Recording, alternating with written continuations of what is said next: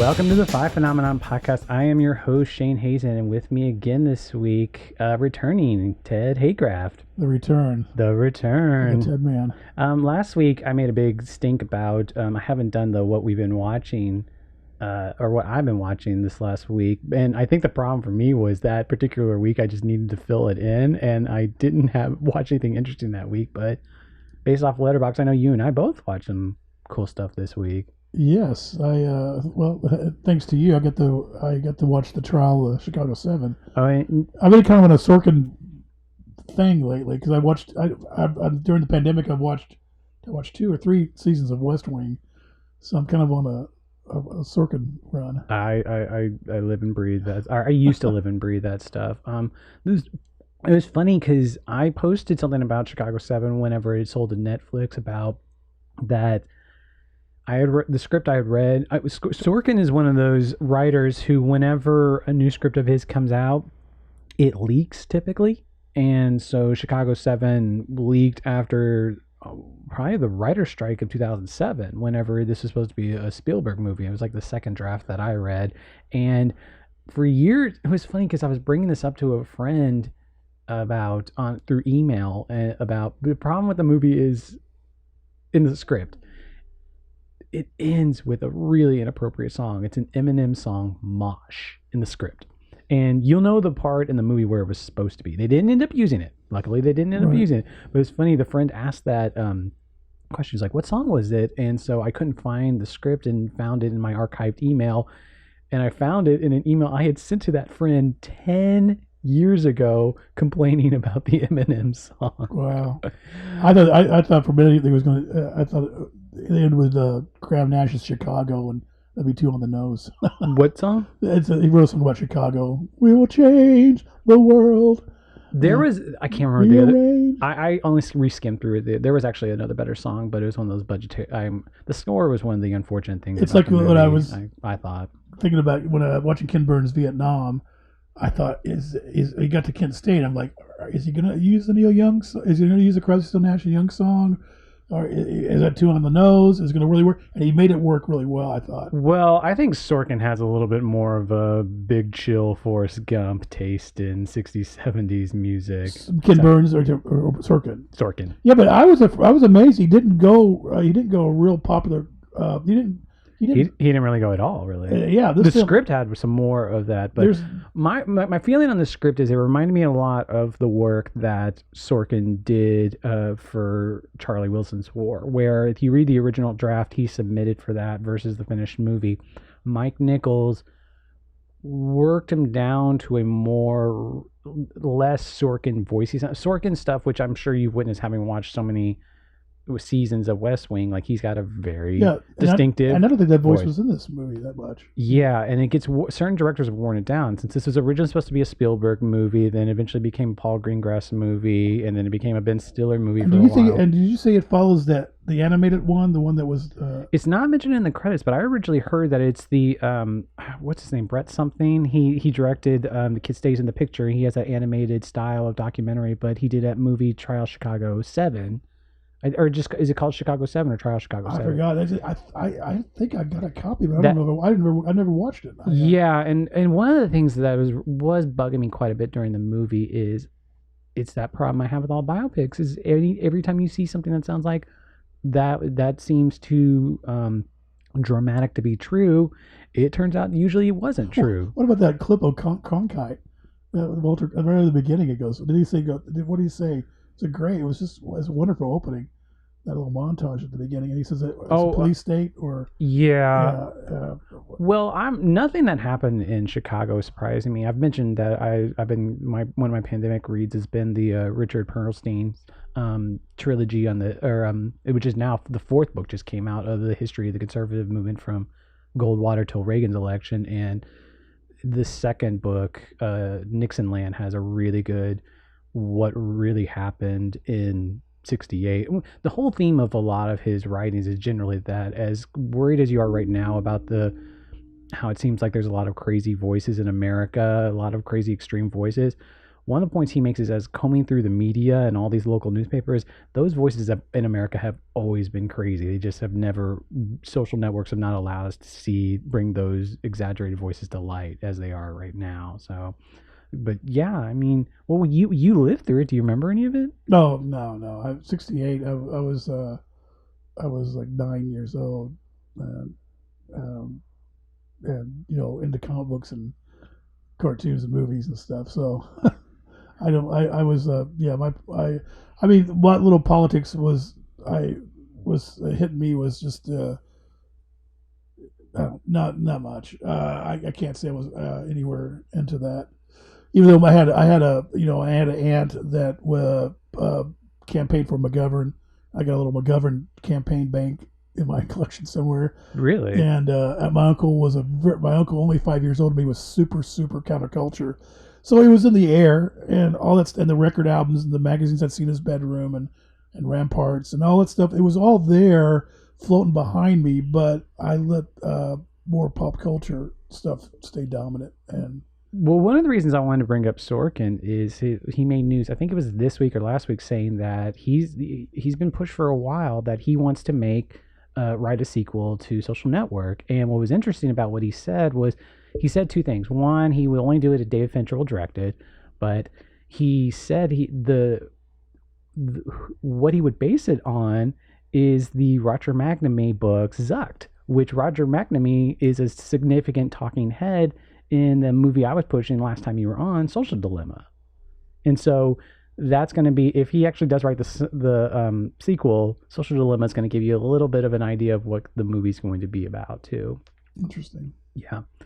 So, but this week's your pick. Yeah, it was going to be before the pandemic hit. I'm doing a series of film series that ties into the Victory Film Festival, which got off to a good start over a year ago, last year, and then won't, because thanks to the pandemic, it won't happen this year.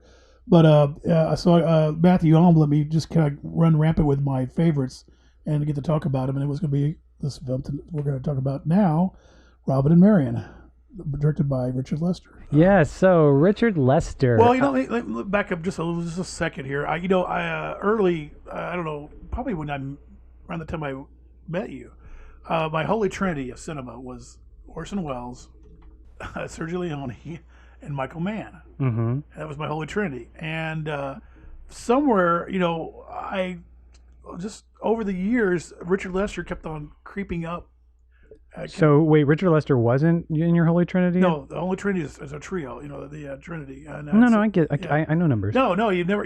When I came up with devised that, I just thought that was kind of a cute term, holy cinema trinity, and there was, and I could go. We could do a whole podcast why those three, but the more I think about it, the more I examined it, I actually kicked out Michael Mann and put Richard Lester in there, which because and it's a problematic filmography, and we might touch upon it here at some point, but we can go into some of the reasons why he's so important to me as a film fan, and I want to say.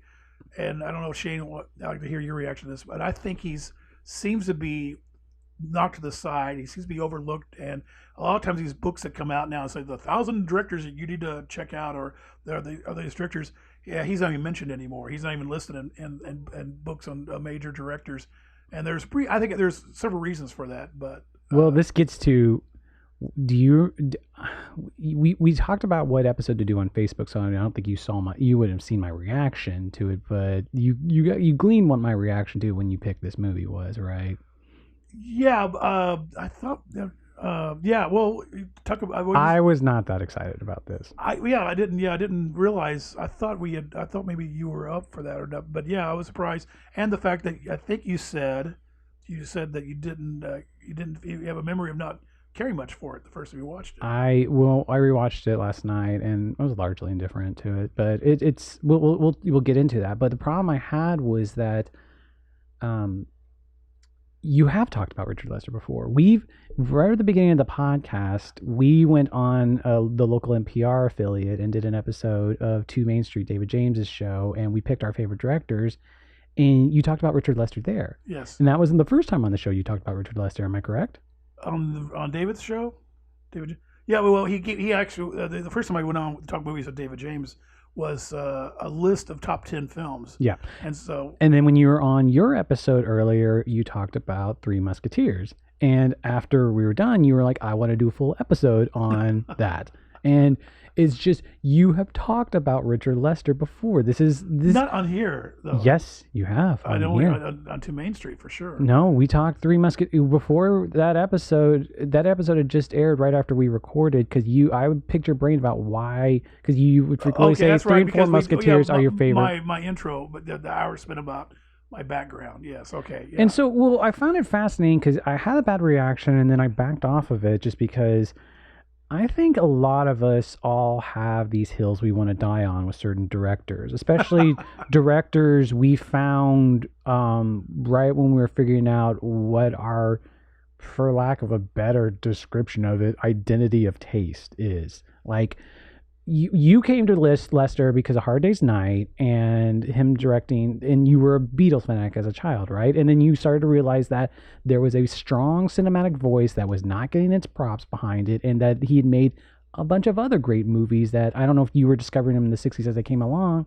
but you eventually came back to them too. Yes, yeah, and I'm glad you brought that up because I was a Beatle fan, and thanks to my counterculture uncle who's 5 years older than me, he was actually living in London when Beatlemania broke out. But so here I see Hard Day's Night on television, and I was just blown away. And I want to say, I might be rewriting my own history here. Hard Day's Night might be much more of a game changer for me than the Leone films. That wouldn't surprise me in one bit. Because I think, with the Western, it was a Western genre. The Clint Eastwood, I thought, was more responsible than I finally about. No, it's Leone, it's Morricone. But when I see Hard Day's Night, I saw these things happening, like John Lennon disappearing in the tub, the breakout and the Can't Buy Me Love, the dance. They're all in that music video, lack of a better word. Well, there's a bunch of Ted DNA stuff in Robin and Marian, particularly Sean Connery coming up. But the other joke point I was going to make was that when I still lived in Austin, would come home every year for Christmas, leave before New Year's. We'd end the year, me, you, and past guest Aaron Smith would hang out at High Hop, usually all night, one night, and we'd always I called it jokingly the Richard Lester dinner because inevitably, without fail, you and Smith got into the argument about whether Richard Lester was the godfather of the music video. Your point being that he won the first Video Vanguard Award at the MTV Awards, or the first time they gave out the Lifetime Achievement. Yeah, but I want to specify that more. I mean, Aaron gets me on the broad statement. Maybe I would maybe qualify and say modern music video. Or postmodern music video or something.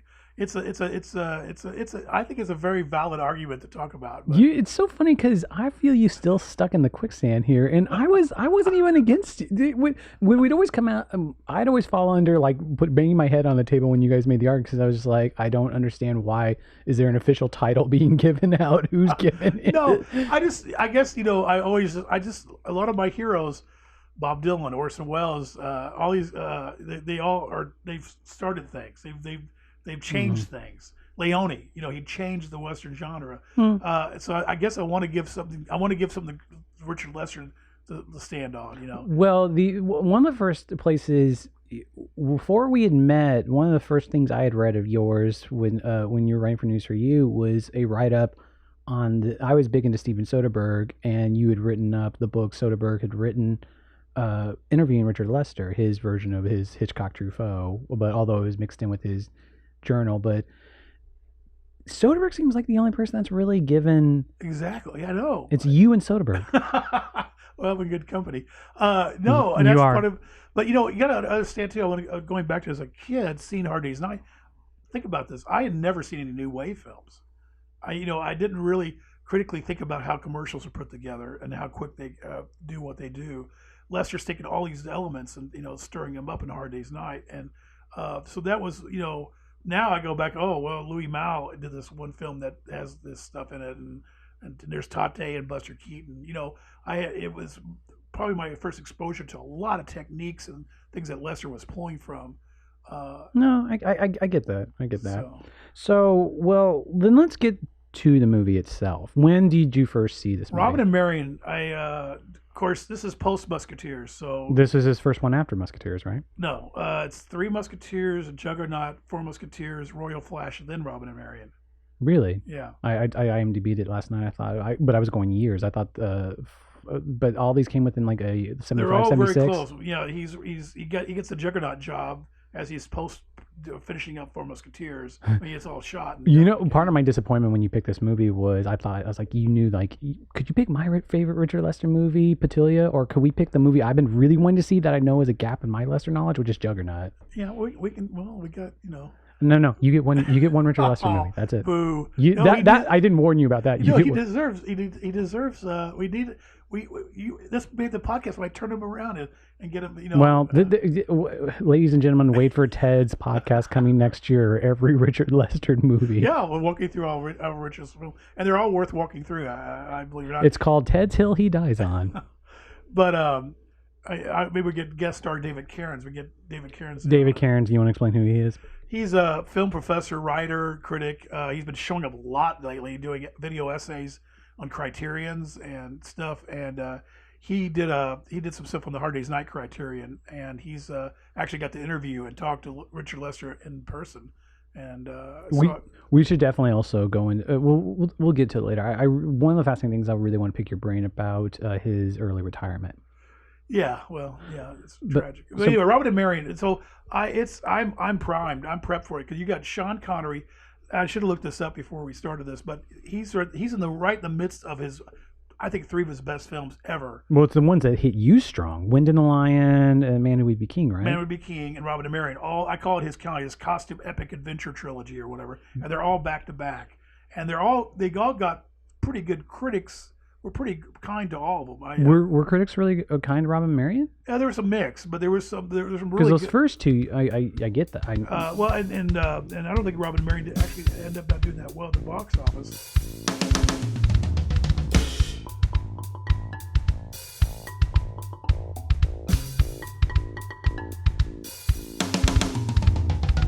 So he's on a roll here. We get Audrey Hepburn. We hadn't seen Audrey Hepburn for years. This is her comeback after she semi-retired.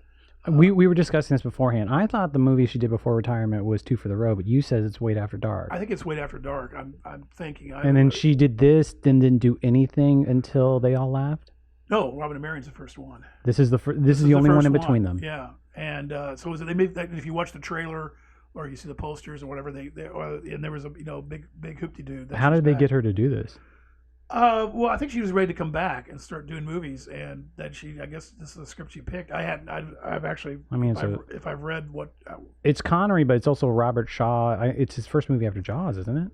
Yeah, is it? But what's more unique about that? You got Robert Shaw and Sean Connery facing each other. Yeah, from Russia with Love. From Russia with Love. Yeah. You got a little more dialogue between them this time. Yeah, well, and you heard about Robert Shaw's performance in this thing. No. He apparently, I think he was going through a drinking problem or something. Because he was drinking on Jaws too. Okay. In the Indianapolis speech, he was drunk. So there was a problem. His performance was kind of like, I forgot what Lester's problem with it was, but he set Robert Shaw down, showed him the film, and Robert goes, "Oh gosh, yeah, this is terrible." So the entire Robert Shaw dialogue was redubbed by Robert Shaw. There definitely sounds like a lot of redubbing, but I mean, he looks dry through the movie. Like he just, there's a certain sweatiness that certain alcoholics have on film, and it just, I don't know. But he did redub the whole thing. And of course, we can go talk about this later too, about Lester's love of post ADR. Well, yeah, it wasn't. I take it back. I didn't notice it so much with Shaw, but I noticed a lot of Audrey Hepburn ADR. Yeah, and then just little things too. But anyway, so it comes out. I actually have cut out the ad and put it in my scrapbook at the time. I had a scrapbook going. Do you remember where you first saw it? East Park, which is Showplace South now. Okay. I loved it so much. How old were you? You saw it? What's 76, mm-hmm. right? So what am I? I was born 58, November 58. Do the math for me. 18. Yeah, and I I loved it so much. I actually went back a second time, took my girlfriend to it. Of course, the funny thing was, both my girlfriend and I were very in the midst of our very holy Southern Baptist days. So that one line that Audrey says at the end of the film, I'm like, I was like kind of gritting my teeth. Really? Yeah, I was like, I don't want to. We're going to talk the ending and spoil that, but do you want? I don't think we need to spoil this line. That line's in the trailer, though. Really? Yeah, I couldn't believe it. I watched the trailer after I watched the movie this morning, and I was like, really? They put that in the trailer? So, I kind of did a quick combing through the Soderbergh book, which isn't as well divided into sections as, say, Hitchcock, Truffaut, and I really only found two main mentions of it.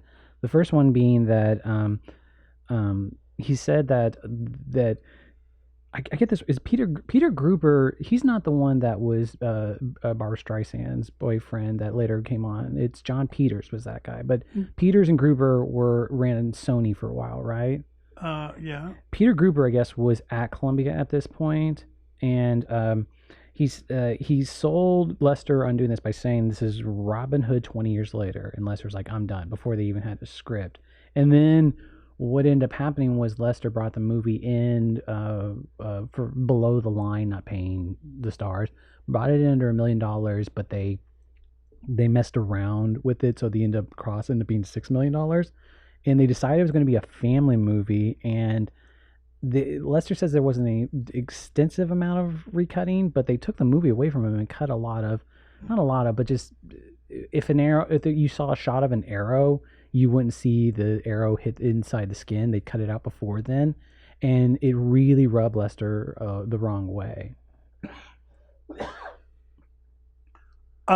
Yeah, and of course you got Ray Stark into it. It's a Ray Stark production too, and Ray Stark's one of the old school producers that would have a heavy hand. He was at Columbia at this point then. Yes, and it was not supposed to be John. Here's the ironic thing: I love the John Barry score, but that was not Lester's choice. He had I think he had Michel Legrand from the Musketeers. I think he had a whole different score from Robin and Marian, and that was chucked out without Lester's.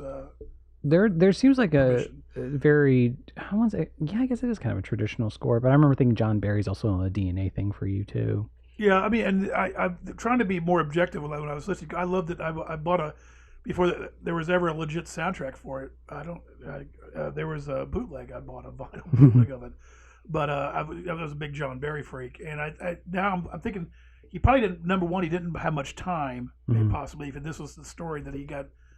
He was a second choice for this thing, and then number two that he had to crunch it, so it's kind of more of a fallback Barry score, maybe a very easy to listen to, very easy going, and not as challenging as Barry can be at sometimes. Well, one fascinating thing I found, like I also did a little bit of a deep dive onto deep dive going to Wikipedia of Robin Hood cinematic movies, and this falls 3 years after the Disney animated movie. Yeah, that sounds right. I guess I put that Robin Hood closer to Jungle Book in my head, which that's like 67 or something, isn't it? For some reason, I just thought that was still in the 60s, and Robin Hood was kind of a mini return to form for Disney, wasn't it? Yeah, it's still kind of in the Aristocrats. It's kind of that post classic era.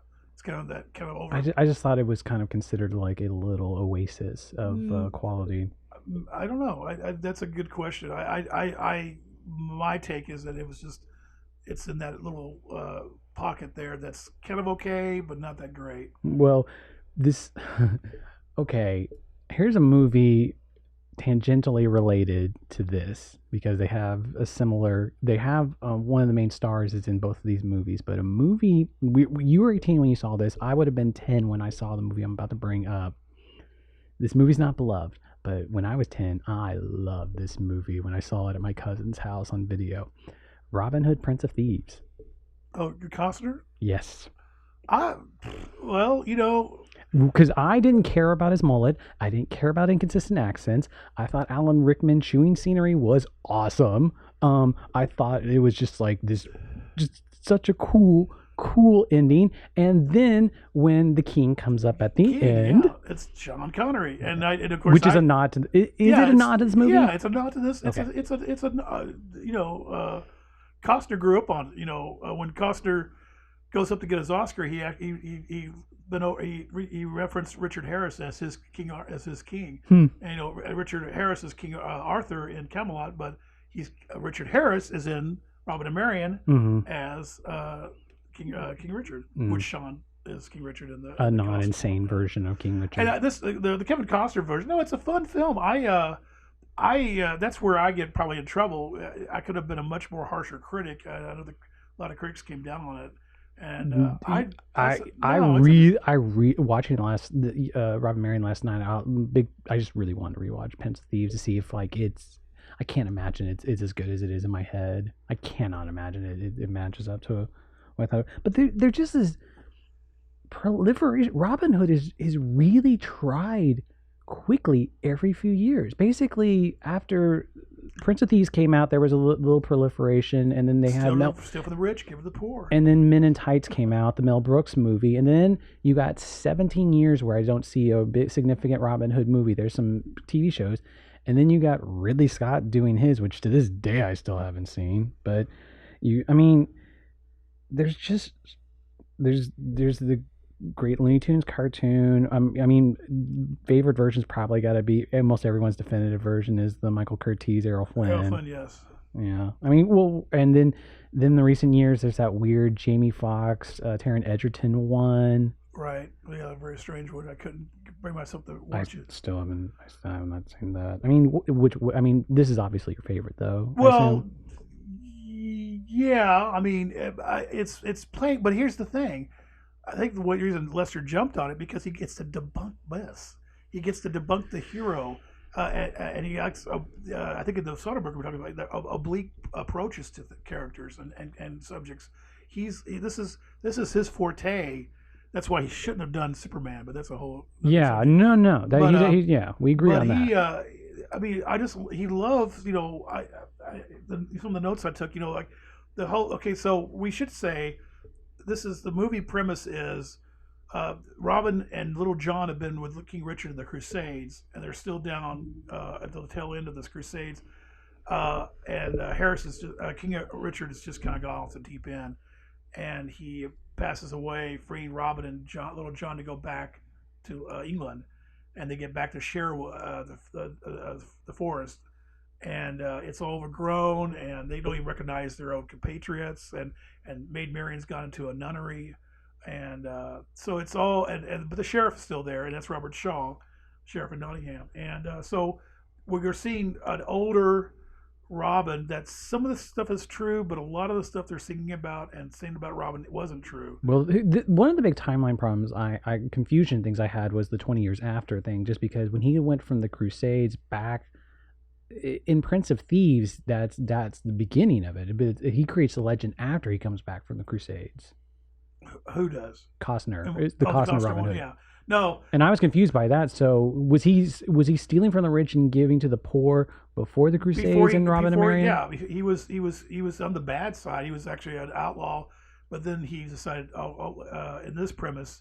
He's going to redeem himself by going off with King Richard and do the Crusades. One of the big areas of confusion for me was, I don't know, Robin Hood was always, I never understood was a given English last name. I thought Hood was literally the referencing the hood he wore. Either the hood he wore. Well, that actually was part of the English last name, but I thought it was the criminal basis of it, the hood or something along those lines. I thought it was something that was added too. So when they started calling him that, I was like, "Is the legend there yet?" It just seemed premature. I had trouble grokking onto the legend story, which is why some of it felt premature when Audrey Hepburn started talking about it later, just like you don't need to live up to the legend. Well, you saw Willow Scarlet. Is that how you pronounce it? Is it Scarlet? Willow Scarlet?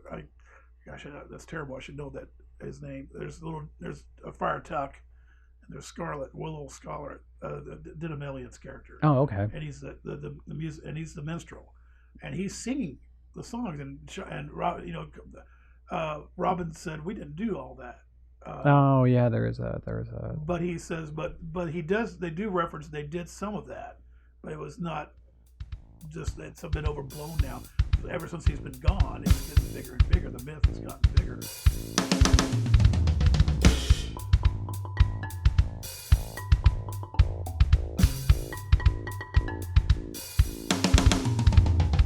So he comes back with Sheriff of Nottingham, Robert Shaw. One thing I got up until the very end, at least.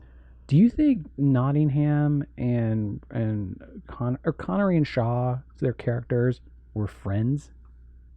No, they're more. It's more that Because Shaw's Nottingham doesn't respect King John, played by Ian Holm. right because nobody. Well, King John was kind of I think nobody respected King John historically. I think he was. Everybody loved Richard.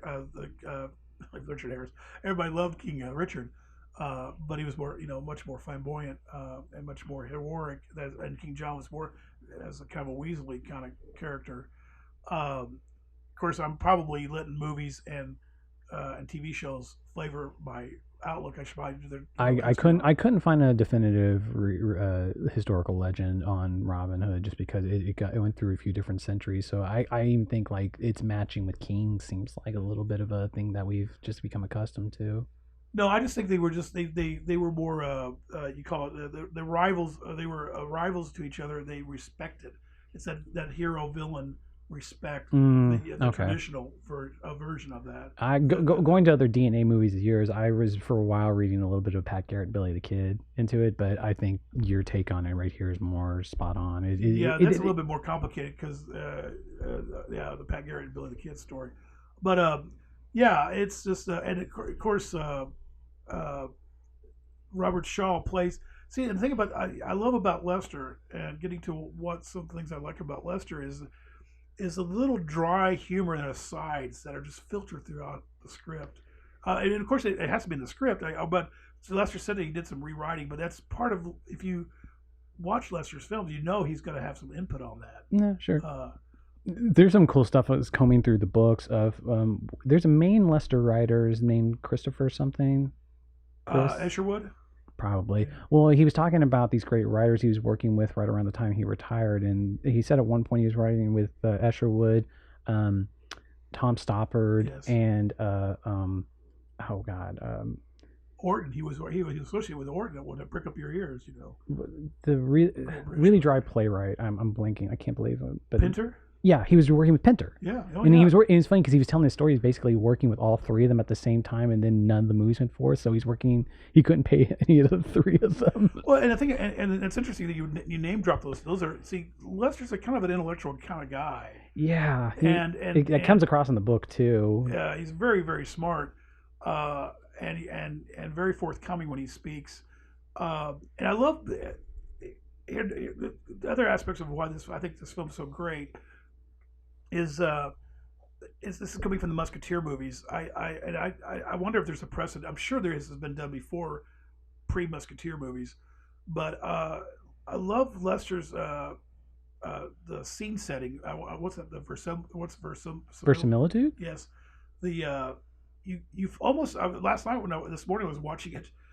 You feel like sometimes it seems like almost documentary. He's got like extras that look like real people, not actors, and they're like cutting the chickens. And there's the tax collectors, and there's just dirt in the street, and there's noises and garbage. And the Musketeers had that too, where you had dentists working in the street, you had people throwing their garbage out in the street. This whole non-Hollywood look. There's definitely that. There's an element to. I was a little impressed with some of the compositions in this because I think one of the knocks against Lester is that he's very fast and loose with composition a lot of times. He's very fast and loose with the filmmaking stuff in general. But he would have a camera find a person. And he mentions in the book not really caring at all about marks or letting the camera find actors and things like that. But there's some really gorgeous, he's a big long lens shooter, and there's some really gorgeous vista. Gorgeous David Watkins is a great cinematographer. This would have been the same years as Barry Lyndon, and Barry Lyndon's obviously going to be a very more wide-angled, more painterly type thing, but these English countryside vistas still come across in this. Oh yeah, and I wanted to say that, and I think in the Soderbergh book, Lester talks about the Fuji stalker. Watkins playing with it in this one particular scene. Doesn't surprise me. And I remember in the theater. I remember distinctly. You're at they're looking at the funeral procession of King Richard, and it's all this granite, gray, drab look of stone and pathways and gravel, and then they're going to head. This is where they're going to head to London. And there's this hard cut, and the John Barry theme kicks in, and also we see this green landscape. And I swear, in the theater, it was almost like whiplash. It was like such a he shoots with these really long lenses, but he has in so many of these he has to be from a really high vantage point to get these shots. And it was a really a wonderful transition that I don't know if it comes across as much watching it at home than it did in the theater. So I didn't know. You know what my actual original reaction to this movie was? The one thing I took away from it was movie stars in the woods. That a lot of this movie was movie stars in the woods. Really? Which, and to be fair, when I was rewatching again, I remember that was my reaction, and that's not true. There, especially once you get to the end. Because there's one scene where Sean's jumping off a tree, and I don't think he's got his under. How much that I didn't know that. How much is he not wearing pants the entire movie? I guess not. What was it? Is him with shorts the entire time? Is it like a kill thing? What? Yeah, and at one point he's like, he got the undercloth when he jumps. He's like, I think I saw. Yeah, he jumps out of a tree and you see a crack. I think. Yeah, I'm like, okay, Sean. Yeah. And that there's one scene when after they rescue these nuns from the sheriff, they take them back to the forest, and Audrey's on the wagon. And the wagon goes into the creek. That's a mistake. It wasn't supposed to happen. And then Lester used it, worked it. He kept it? Yes. Okay, now this gets to another issue. I don't want to put you on the spot to defend Lester on this, because I don't know if this is a Lester flaw. Okay. Going really briefly back to the very beginning of the episode, not Lester related, but stuff we watched this week, right before I had made the mistake of watching this as a double feature for watching. Have you heard of the play that won the Pulitzer last year, What the Constitution Means to Me? Heidi Schreck. Right. They just put it on Amazon, and Mariel Heller directed it.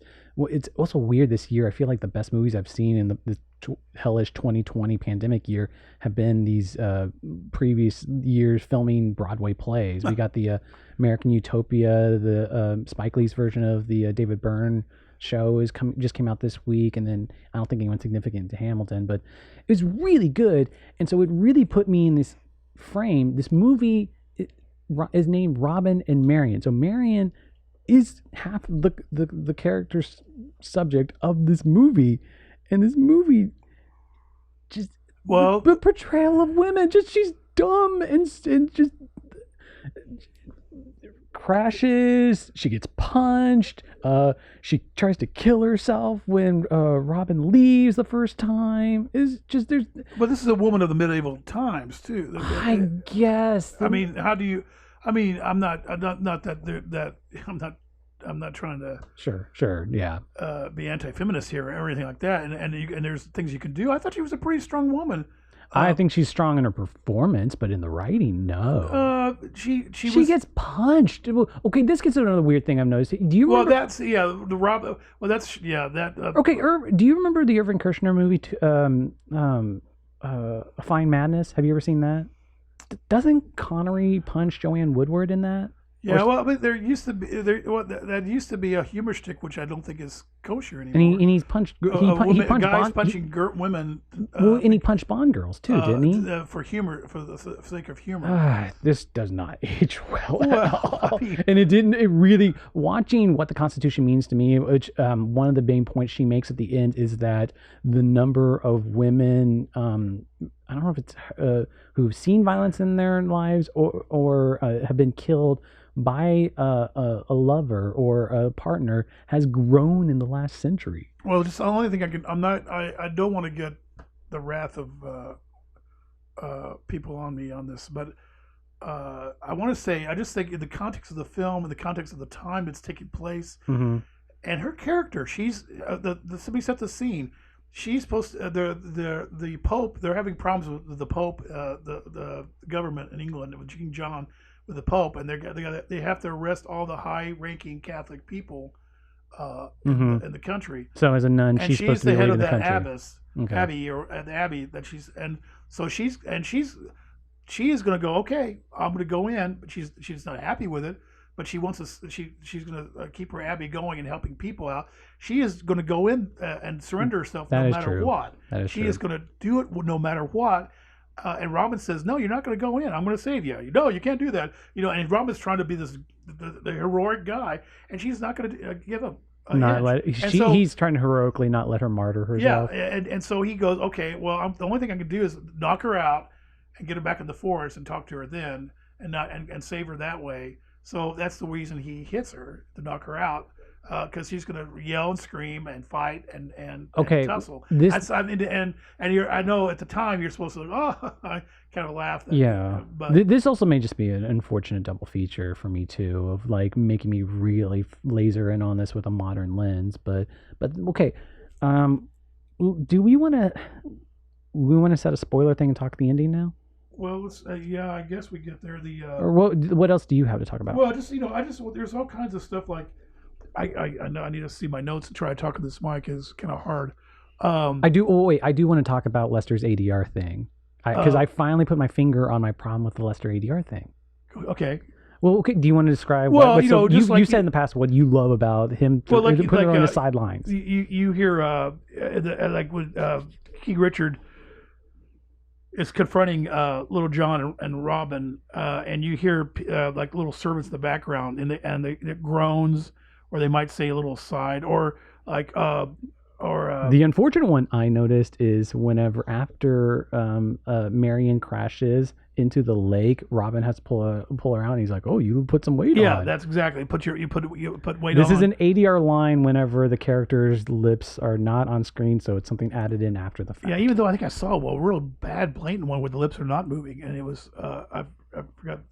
I didn't write that down, but so he and a lot of times he does that to actually. What's so interesting is a lot of it adds to the humor. It's a humor. It's adding a level of humor to the whole film, the story, and that's why I think he does it all the time. I put my finger on this because there's a Patton Oswalt bit about him being a comedian who's hired by studios, usually on animated movies or comedies, to punch them up. They'd hire a bunch of comedians to rewrite some jokes in the scripts, and he has this bit about where we get hired to do animated movies, and he'd say, "Oh, you should cut this scene or move this scene around," and the movies would be so expensive and 60 to 80% done that they can't change anything. So the executive would tell them, like, "You need to write something someone yells at you off screen."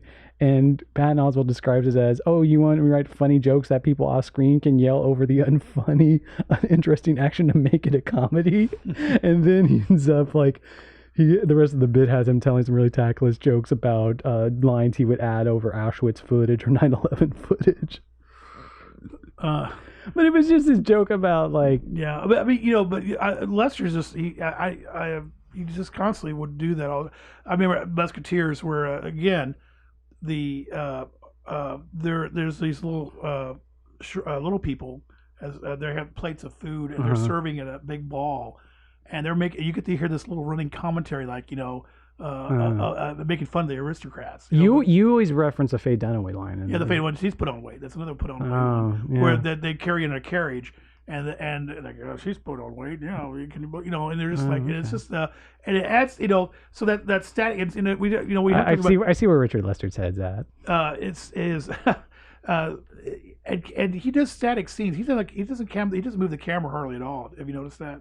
It's not much of it's mostly no, I mean the long lens ways means like and I'm also think he's a proponent of shooting like with 3 cameras at the same time. I do think that I do get a sense that I was kind of wondering what he would do with the modern system right now, where a lot of multicam shooters are a little more. Because there was a part in the book I was reading where he was talking about shooting Superman and about how it was easy because you'd have 4 units going at the same time, and all he'd have to do is walk back and forth between the units and just let a lot of people figure out the special effects stuff themselves. And like I almost wanted to ask you, what do you think he would do with a Marvel movie right now? Because I could say, but like he would, because you have this alternate thing of like he's too much of an auteur, he's too much of an intelligent person to like. But at the same time, he didn't have Final Cut his entire career, did he? That's a good question. I don't know what. Well, I mean, he seems very collaborative. He's very open to happy accidents. Room and how won the war. I mean, I think the studio. I don't know who else would have would want to cut that thing. I mean, there's John Victor Smith is his main editor. He had his main David Watkins, and he had John Victor Smith as main editor and camera on Robin and Marian. So this is real protean Richard Lester film. And he's a fast shooter. He's fast shooter. He's not real. That was an interesting question when I talked to Mark McClure and Margot Kidder about Lester, and then I talked to these are people from Superman. Too, and then I talked to the woman who played the Kryptonian.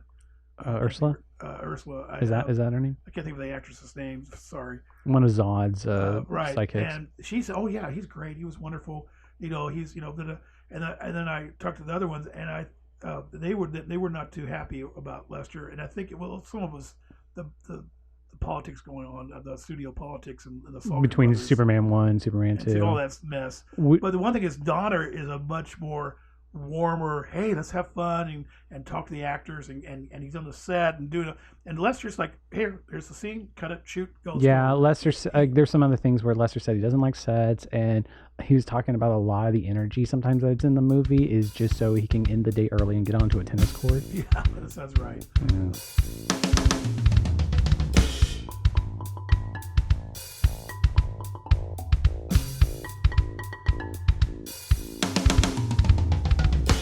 But talk about a couple other things before we get to the end. Just the opening of the film with the shot of the apples and then the buzzard. And the buzzard comes in later too. Right, and the apples, of course, come in later too. And then the two soldiers, foot soldiers, look scrambling for a rock. Well, when do you get the first shot of the guy with the eye missing? Right up there, near the beginning there. You were talking earlier about the peasant faces. It's a stellar face. Yeah, well, this one-eyed guy. They're outside of a castle at the beginning of the film. King Richard has heard there's a treasure that he should get, that he wants. He tells Robin and Little John to go get it. And all the castle, all it has is children and women and this one old man with missing an eye, and the treasure doesn't exist. He's got this really interesting thing where his lid is like pushed all the way to the back of his socket. It's really close up of that. Yeah. And you get it, and there's just the old man says it's just a rock. It's a relic out in a turnip field, turnip field, and so you get this scene of these foot soldiers, these big, and they got their helmets on. You're in the Holy Land. They had to be melting inside there.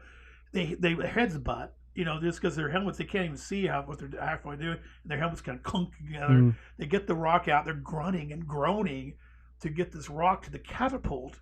And then they shoot the catapult, and the rock doesn't even hit the wall. I couldn't tell if that was a mistake or what. That was. Yeah, and of course, funny. Monty Python fans now, and everybody's and Monty Python's a much bigger deal. They're going to say, well, that's a Monty Python riff. But, when you look at the history of... I was thinking Monty Python a lot during this movie because the helmets looked very similar. The low-budget way of finding the castles that are still... We established Holy Grail came out 75, I think. It did. Well, it was funny. The other thing I kept thinking when you were talking about the peasants is someone sent me an article a while back that said that Monty Python for the Middle Ages was actually one of the most historically accurate portrayals of it. And the only reason they cited it was because it's the only Middle Ages movie that actually refers to how much shit was all around. Yeah, yes. And no plumbing and no cleaning. And Lester Lester did that too. And he did the Musketeers, which does predate Grail. We go back. Here's the significant history of English humor for all you Python fans out there. You got the Goons, the radio 50s, which Mike Milligan and Peter Sellers were part of. And from the Goons, you go to Richard Lester, and from Richard Lester, you go to the Pythons. And the Pythons have acknowledged Lester as a big influence. It's a straight line, and you can't deny that. As far as I feel. There's also a odd offset I've always thought of Lester going like, I don't know if the Goons were on Truffaut's radar, but there was something in some of the stuff in Shoot the Piano Player where there's a similar mindset going into the "if I lie, may my mother die" like that. Yeah, exactly. Lester, he's obviously a disciple of the New Wave. Yeah, you mentioned that earlier, and that I agree on that.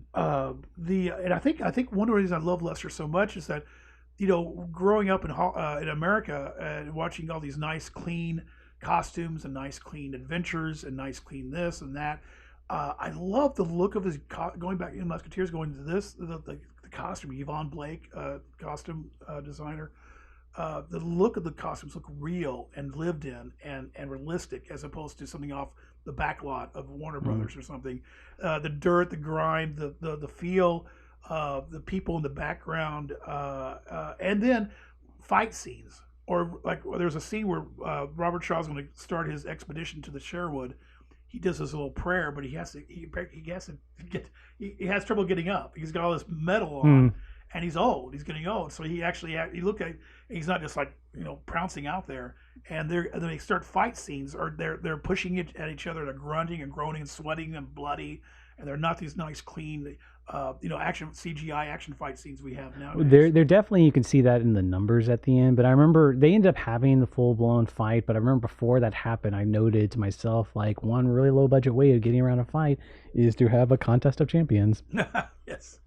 Yeah, because eventually the sheriff and Robin go one-on-one near the end, and whoever wins the day, and the other group is supposed to retreat. Which goes back to, and that whole fight is portrayed with their level of respect for each other, which you were talking about earlier. Right. In fact, before they start the fight, here again, this is the little lesser touches that I'm sure I just love. I could just go on and on about. They both kneel down, put their swords, and they do a little prayer. That was cool. And Robin reaches out and helps the sheriff back up at his elbow and touches him. Before the day of that fight, going back to what you were talking about, the legendary stuff, to me, so much of the broader story just wasn't grokking to me, and a lot of Hepburn saying, like, I don't want I don't care if you're going to be a legend or not, didn't make sense. And there's a scene the night before where she goes to Little John's, tries to talk him into talking out of it. One, in the Soderbergh book, they mentioned that was a reshot scene, and Lester says he doesn't reshoot stuff, but that was one of the few ones he had to reshoot. And also, it's weird, John is portrayed, this belies another point I want to make about the movie. John is almost portrayed, he mentions that he's had some feelings for Marian in the past. It's almost like he's Lancelot, and there's a lot of vibe in this movie of mixing Arthur and Robin Hood.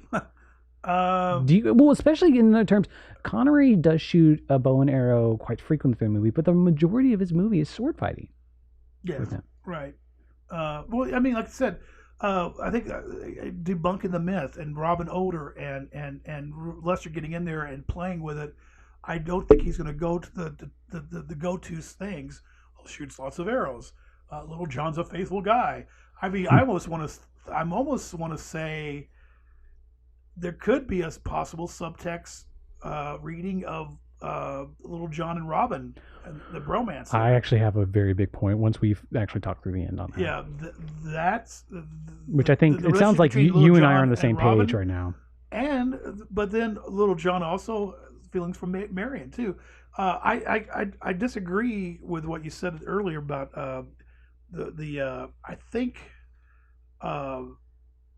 there is enough of you said the whole over a story that it wasn't big enough, right? Or something. Is that what you said? No, but there was okay, I lost my train of thought here.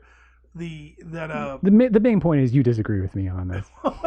No, but I mean, there is conflict, and conflict is interesting. No, I had a specific comeback for that, and I want, as opposed to just saying I disagree.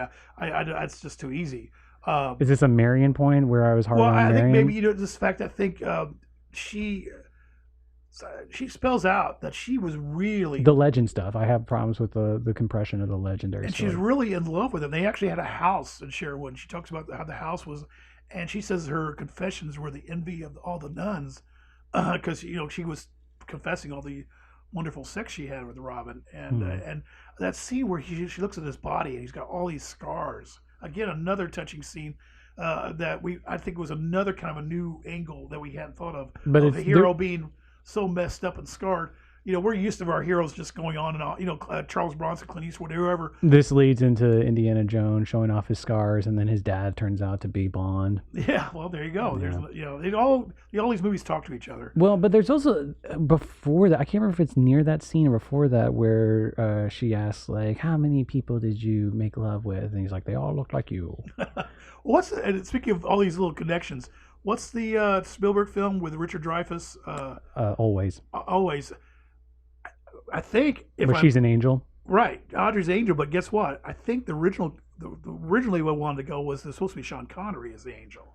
I mean, we almost go down a giant list of movies Connery wasn't in. I was hearing the other day that someone was talking about showing some love for Star Trek V and Cybox, Spock's half brother in there. They originally went for Connery for that. I'm not surprised. But again, the Audrey Sean connection, all these little connections that seems so interesting. But she just really, I think they get it across that she really loved Robin and wanted Robin to leave. And again, I love the nonchalant. It's kind of as much as it's realistic. Some of the dialogue is very modern, very kind of nonchalant. My favorite noted thing is the opening there, right when he first gets back, and it's one of her first lines too. Is like he's like, Marian, I haven't thought of her in years, and then when they show Marian, she's just like, Robin, I haven't thought of him in 20 years. Yeah. That was. And then later he goes, you never wrote. I don't know how to write. I just love that. I mean, yeah. and Lester, Lester films, the really good Lester films, the really entertaining ones, have a lot of those kind of lines sprinkled through them. I just love that. So okay, do you want to finish your notes? Are we ready to go to the end? I think. Just again, there's a couple of scenes where he's acknowledging paintings and stuff. That if you're familiar with Middle paintings and history, there's a wizard. A looking wizard type in the King Arthur's court, King Richard's court, that's taken right from a painting somewhere I can't think of. You remember that guy with kind of a cone cap and a beard? He's just kind of standing there. No, I don't remember that. And then there's another scene where they're riding on horseback and they pass these beggars and they're all on ropes. They're tied together, kind of walking down the road. Just little things that are evoking paintings from that time period, or paintings of that time period. Back to the Barry Lyndon. Right, and which was really cool. There was one point where they go by people working in the field, and one guy's one-armed. It's like that Fellini Leone casting where you get the people with handicaps and missing arms and stuff, because of the people are dying of the plague, and people didn't have live long, and people were struggled, and Lester really wants to evoke that. It's not all this Hollywood sheen that we're so used to. This is he puts these people in a real working reality, and I love that about that. Well, just funny, back to my earlier point about what Peter Gruber ended up doing was he tried to make this a family movie. Okay, that will morph into what we want. We're going to go to the ending here. Let me say right off the bat, Lester, the original title for this film, and this is the one I think Lester wanted, was The Death of Robin. Okay. That. So that's why they probably changed the title. If they want to make a family film, they want to have death in the title. I went a completely opposite direction, even though the direction I'm thinking of is youth-based. I thought Romeo and Juliet, and the point being that Romeo and Juliet, a better interpretation of that is neither of them needed to die.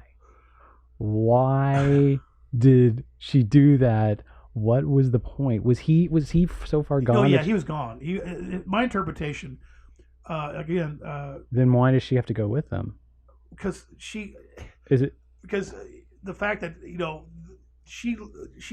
took her forever to get over him the first time, and now it's going to be just as horrible again a second time to go through all that again.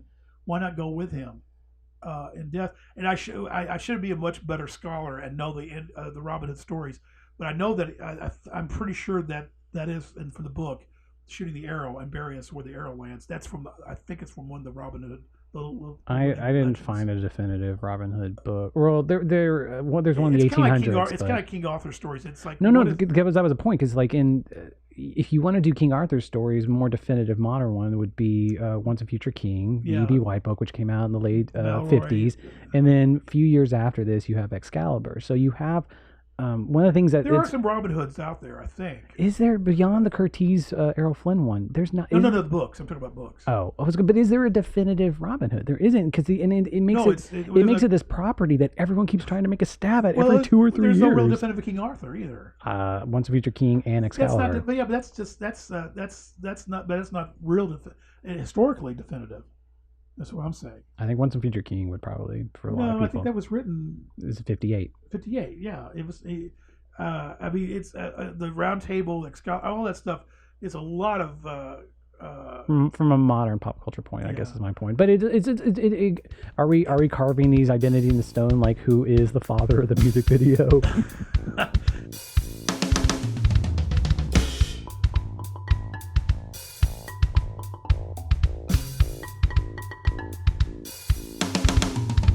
But anyway, but that's the ending, and of course, I'm not going to, since we spoiled the ending, it's in the trailer, this one line, and here I am, a little Southern Baptist boy with my girlfriend, and she's a nice little Southern Baptist girl, and she goes, I love you more than children, I love you more than flowers, I love you more than, the last thing she says, I love you more than God, and that was a really, brain twister for me to wrap that around me at the time.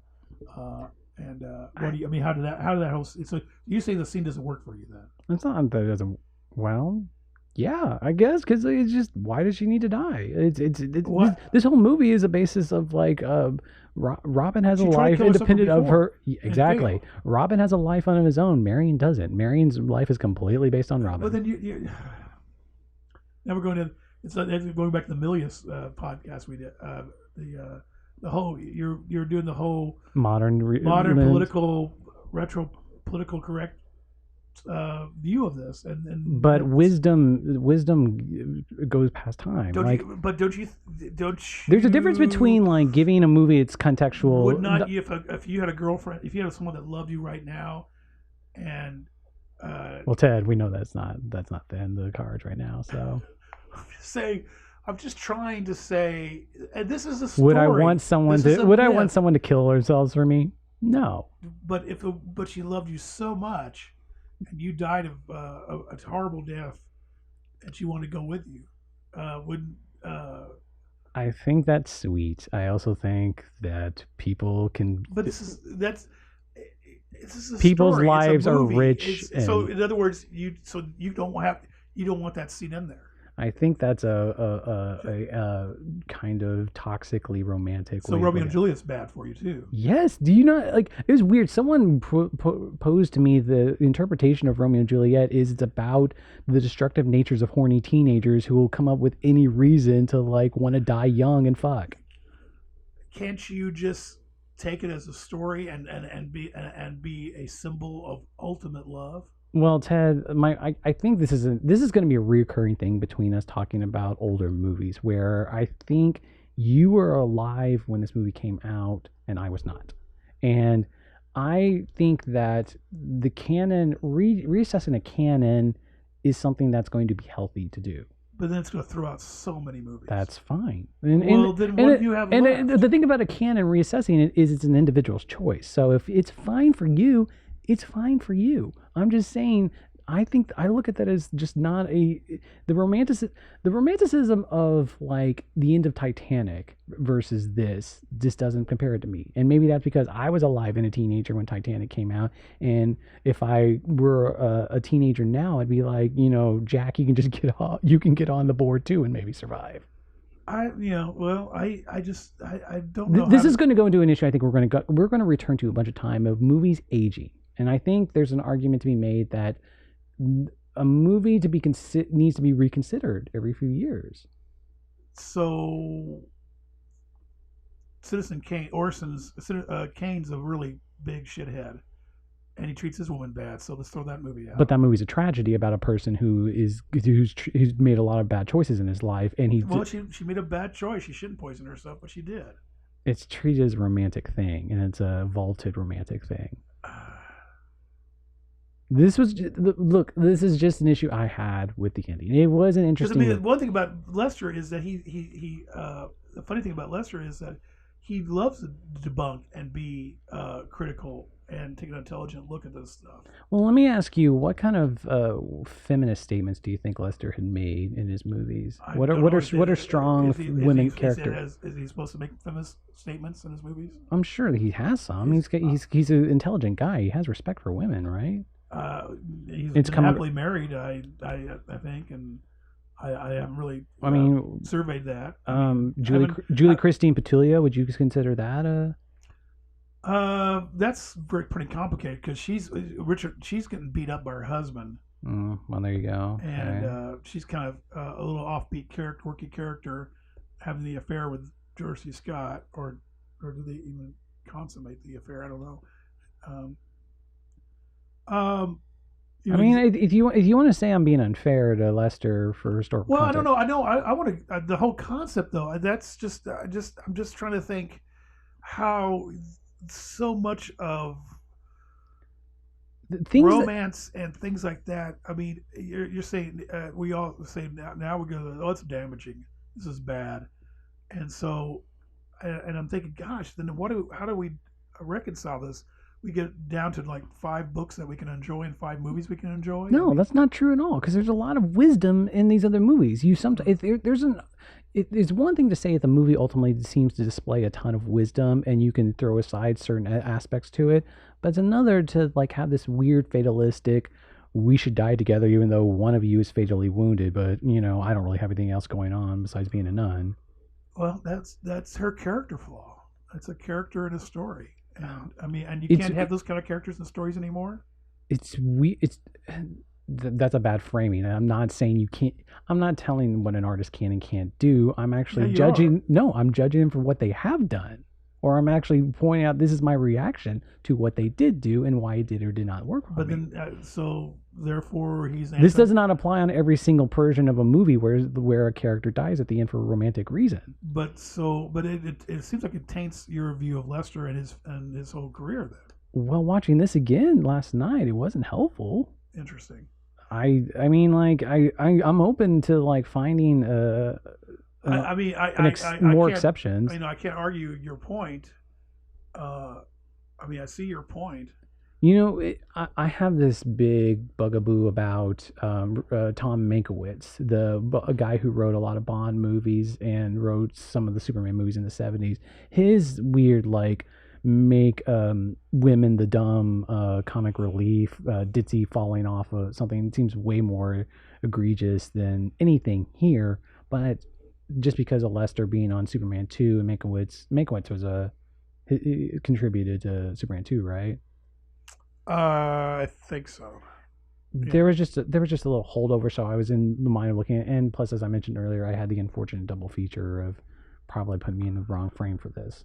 Well, I know. I'm just trying to. Not unfortunate. I'm trying to wrap my brain around this because I just find it very romantic, and I was crying my eyes out every time I watched that sequence. And well, let's end on one point I do want to make, especially for someone who might want to, even though we spoiled. You want to say about Little John, that scene you said? Oh, you were on the same page. Like he has his Robin has his confrontation with Marian. Marian then goes in the chair and slunks over. But his real last meeting before dying was him and John. Yeah, he yells out for Little John. Little John comes busting the door, and we forget to say that Nicole Williamson's playing him, and it's a really nice performance by Nicole. You hear these really crazy stories about him, how he acts off his antics in his personal life, and I heard he was maybe hard to work with, and he was a drinker too, I think. I imagine. But he's just it's a really nice, quirky, underplayed Little John in this movie that I liked. I like how they played the again going back. Little John. They when King Richard puts him in a holding cell. And, that is another Lester. That is a very funny scene. He gets on Little John's shoulder, and he's gonna. There's a window they can maybe scrape their way out of. Get an extra block out of. Block out. So he gets, and so it takes and you can tell that they've been there forever, scraping, and then all of a sudden the king's guard comes in. He gets the block out. Yeah, the block comes out, falls down, and then the king comes. The guard comes in, so he'll see you now. And so there was all for nothing, and they go.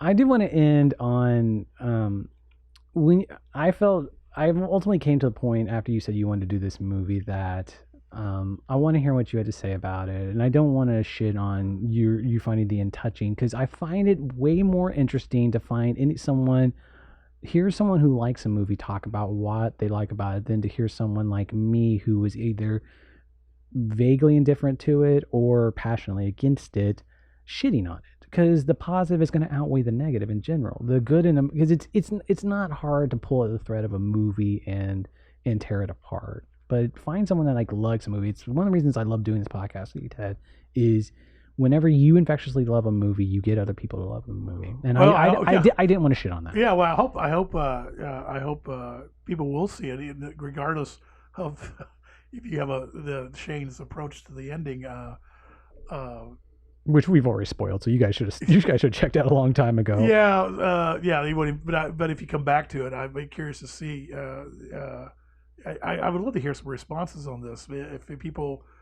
think that this is. Like I want to obviously for some reason I want to call Gloria Steinem up, email her, and ask her what Gloria thinks about this ending. Well, it's not even just the ending. You'll figure it out. I mean, there's no way Lester is probably rife with misogyny. I can't. Well, imagine. I mean, this is a Goldsman. This is a William Goldsman's brother. Bo? Not Bo. This is a different Goldsman. Maybe is this the non-related one or the related one? It's it was a pretty. I think the script was pretty strong. I think Lester helped rewrote a little bit of it, but it's in the script. Maybe just Lester. I don't know. That's just now you got my head spinning because I'm just like you're almost spoiling it, making me feel like a poop head. One of my favorite movies, and you've just kind of ruined it for me. Well, let that be an achievement. Oh my God, that's horrible. Ted. Well, I mean, I don't know what to tell you. I mean, what am I supposed to say? I mean, because of course, from the beginning, that the whole ending always was a big deal in one way or another. Because at the time, I go, you can't say that. You can't love anybody more than God. That's damnation. That's breaking a 10 commandment, isn't it? Basically, have no other gods before me. Yeah. And so that she's trying. The whole point is to try to show how strong and strong the love they had, and how strong love can be. Well, and that she's just can't.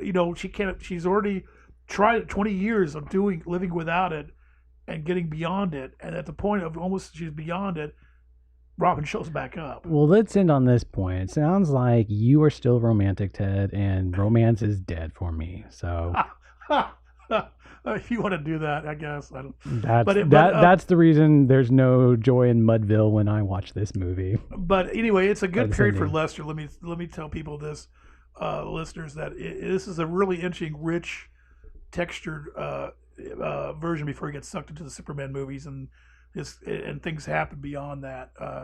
Did you want to talk about the accident? Oh, are you sure? What's your speculation? Because he mentioned some vague reasons about main reason. Beyond the act. You want to talk about the accident? The main reason is he comes back for it. They do a sequel, The Musketeers. Roy Kinnear, who plays Planchet, D'Artagnan's Sliver, and he's back. This was like 89 though, or something, wasn't it? It was 88, yeah. And how long of a gap is there? Like, was Finders Keeper the last one before that? Yeah, probably. That would have been like 83 or 84 or something. Yeah, I have to look at my filmography quickly, but because he only does he ends on a concert film, but it was like a Paul McCartney concert. Yeah, called Get Back. But Roy, there was an accident on the set, and Roy Kinnear dies. And this is Roy. If you know Lester's career, you know Roy Kinnear. His son is recently in the Bond films playing the character Tanner, and he looks like his father. He's a great actor. Roy's just so funny, and he's great. And if you watch Juggernaut, you get to see a great Roy Kinnear performance with a Lester film. And so it just really took the heart out of Lester. It just put a pall on the set, the filmmaking and everything. And Lester says it's not worth losing a life making films. So the loss of a life. Well, it sounds like he'd already slowed down before then, though. Sort of, but he was having a hard time trying to get the projects he wanted. If you look at his career, like The Bed Sitting Room and How I Won the War and Petulia, they all pile up on each other. Yeah, those kind of things. I think he kind of do some things like that, and he was able to. He hit the 80s of commercial filmmaking. Yeah, and that Finders Keepers was, I think, a favor to somebody. But Cuba had problems with Sean Connery. Him and Sean Connery reteamed. Did they fall out? I thought I read that Sean was very displeased and disappointed and frustrated because of the script problems. When Soderbergh really puts it to him on certain points, they talk about David Lean leaving for a few years after Ryan's daughter, and most of Lester's point is that it's more complicated. Like he details reasons probably why Lean left, and it wasn't just that Lean was a hurt over critical reaction to the movie. It was more detailed than that. But it's fascinating. There's an early Lester period where he gets an award. The Nat gets an award at Cannes. Oh, and by the way, Petulia would have been at the Cannes. They got canceled because of the riots. And there's a good chance Petulia could have probably won the Palme d'Or that year. I bet. I thought he did win a Palme. He did for the NAC. Oh, you just said that. Sorry. Yeah, and then so then the bed sitting room and how he won the war. Petulia don't make any money. There's like a 4-year gap.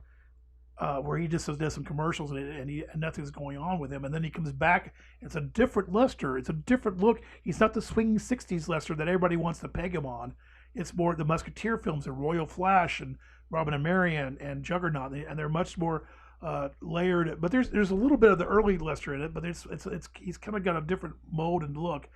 But he gets to this Musketeers, and I think even the family had to sue him. I'm sure he was friends with the family, So it's just a big mess. And family sued him for the death accident. Had the Kinnear family sued him. Yeah.